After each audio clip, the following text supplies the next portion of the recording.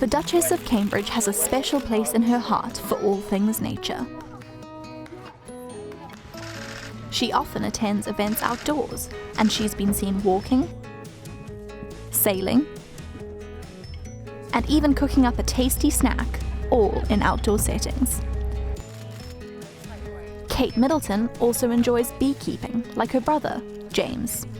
This honey came from her own beehive in Anmer Hall. "Does it taste like flowers?" she asks the children.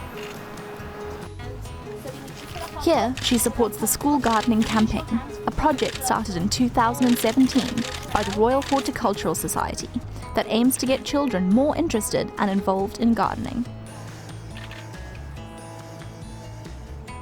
The Duchess has spoken on the importance of children spending time outside and amongst nature, and she definitely leads by example. Not only is Kate down to earth,